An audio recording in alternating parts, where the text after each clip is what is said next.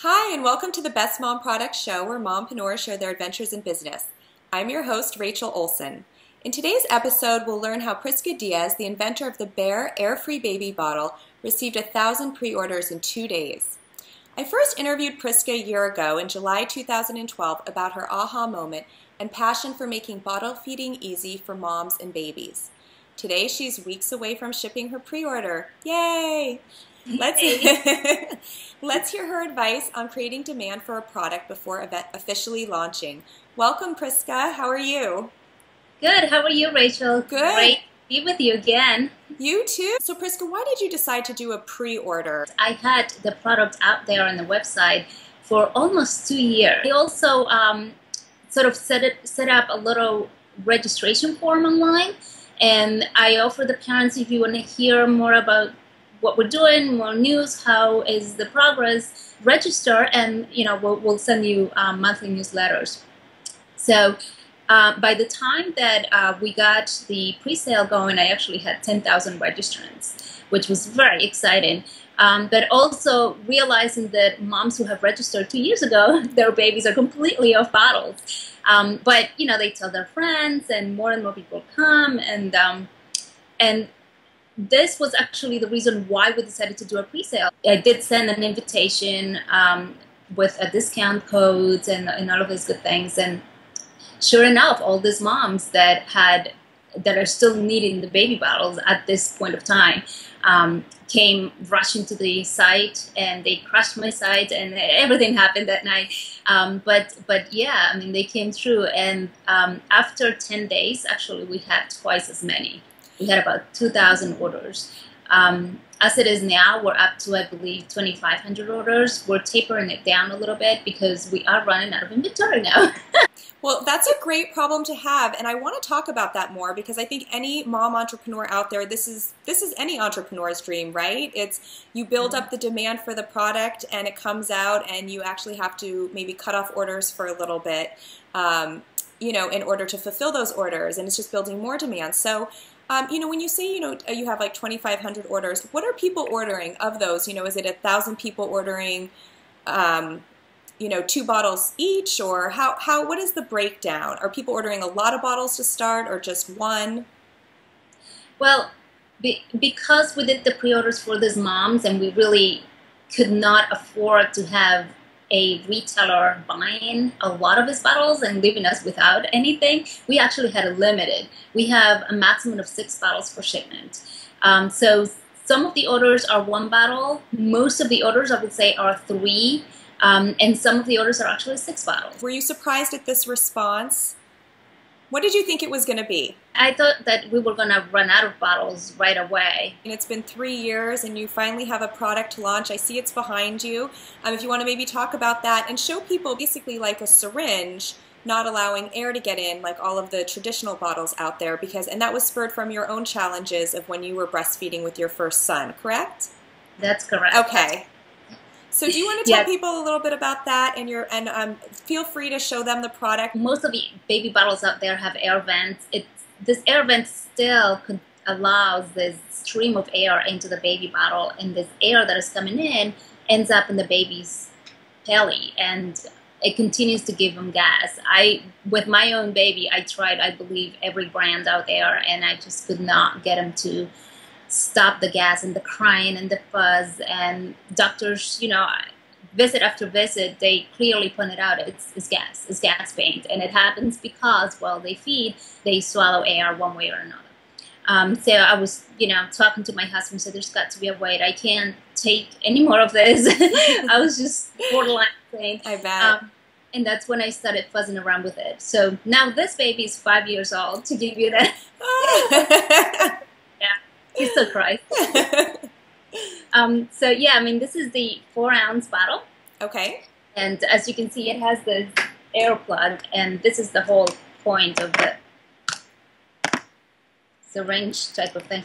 First of all, it's completely open, so it's easy to wash. It's easy, to clean, to dry, and everything. So what you do, actually, I'm going to do this in my hands, but you're not supposed to. If you have a flat surface, it's actually better because it goes in straight. Okay. And then this piece will actually go after it, and this helps the inner piece to be placed correctly. And then you pour your water just like any other bottle or milk or whatever it is, close it, and you expel the air. So if you see a little bit, the nipple actually pops out because the air is pushing out, right?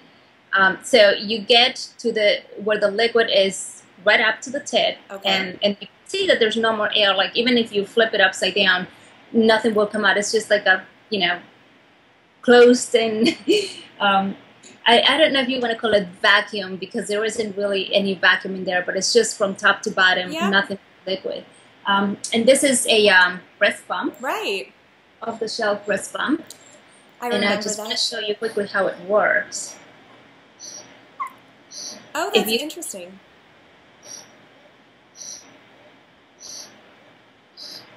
Oh, there it goes. If you see this piece, it's moving. Yeah. And that means that this, as the milk is getting dispensed, there is no, air. It doesn't have a place for the air to come inside. It's very similar to a syringe. And in addition to this, the nipple also extends, so that it helps with the breastfeeding and going back and forth with the moms and breastfeeding moms and stuff like that. And so we have a 4-ounce and an 8-ounce. Okay. Sizes. Glad you gave us a demonstration, because that way people can understand how it is different. And it's really, I know we had talked about this before as well, that I was a breastfeeding mom. I also pumped, I remember those pumping days, and it's true, like it is a lot of gas, and my daughter was colicky, and you learn that, but just through the process. And as a new parent, or a parent, even my second child was totally different than my first, you want to try everything possible to make them comfortable and be able to eat. And that's your whole day when they're babies, every few hours. And so I think you're solving a huge problem. Are you going big box retailer? Tell us. We are talking to big box retailers. I know in the previous interview we mentioned our relationship with several retailers. We've been having conversations for probably more than a year. They are very excited to carry the product. So we're meeting with them.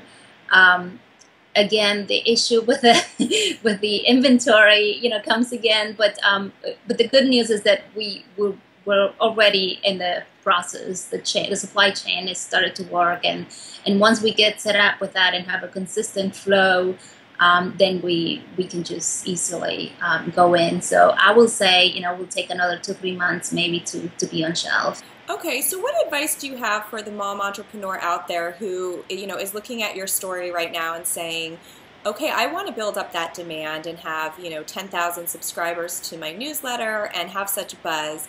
Can you give any advice to how they could do that? Any specifics? Having your product out there, explaining how it works, and especially what is your point of difference helps a lot. One of the questions that we got from a big box retailer was, how are you going to tell the mom who has known for more than half a century that air vents are good? How are you going to come and tell her all of a sudden it's not, and this is better?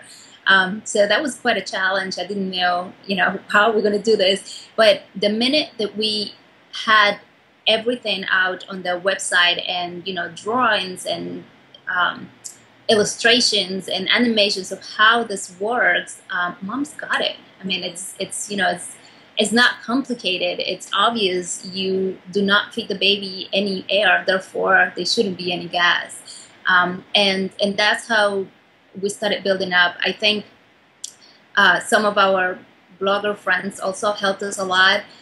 They all got very excited. They wanted it, 2 years ago, but they were helping us to talk about it. We got featured in a lot of the babies and moms magazines and blogs and stuff like that. I think press likes fresh news and fresh new products, so it's not an impossible task. Let's talk a little bit about like the work management of it, right? You had babies, and now your kids are they 3 and 5? Or 4 and 5. 4 and 5. Okay, so getting a little bit older, but you're still in the throes of mommyhood. So how has your business changed and managing your families changed throughout that time? Yeah, it's been difficult. they were going to school the last school year, which helped a lot because I will just take them to school, and then I'll have most of the day to work exclusively in Bittylab, and then I will pick them up, and I had to use a nanny, and she will see them from 3 to 6.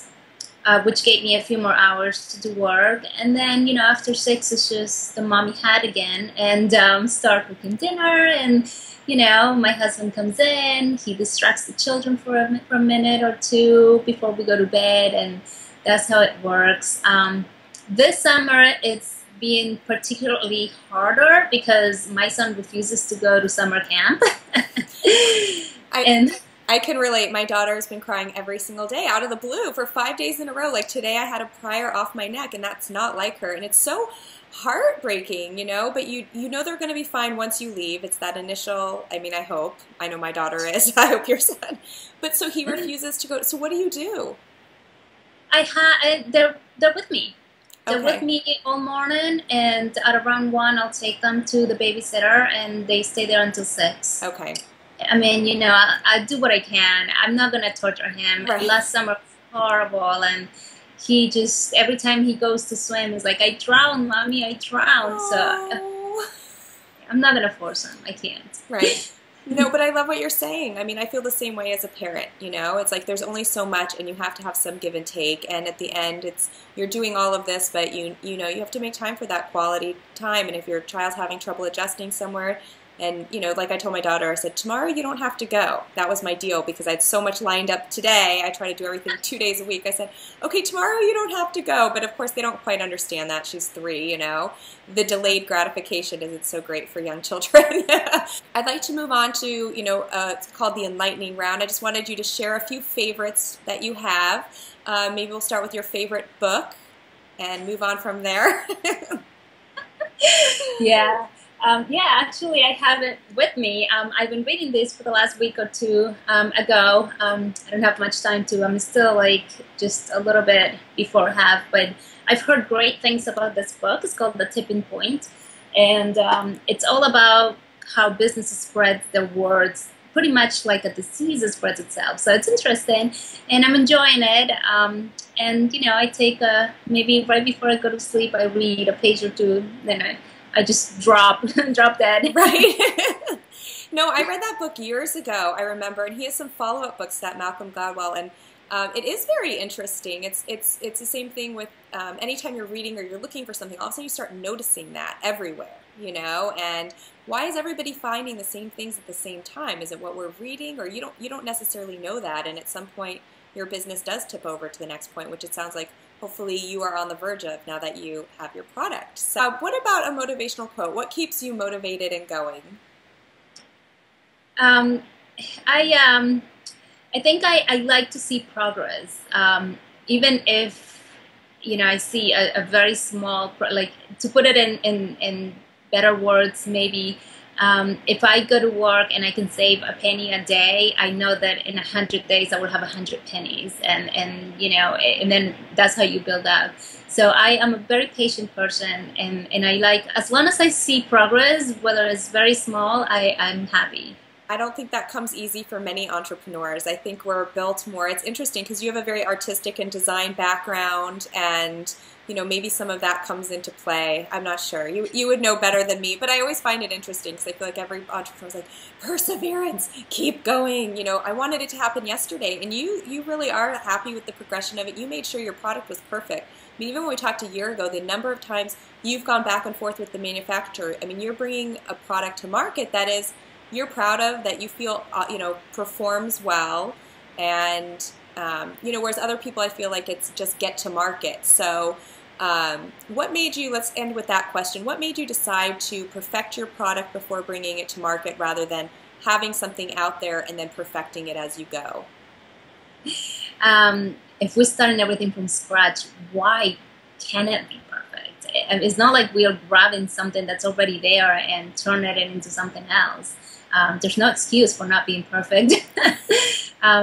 The way the product works and how perfect and in the very tight tolerance that have to happen, that's what made it, I would say, a little difficult. That was our biggest challenge.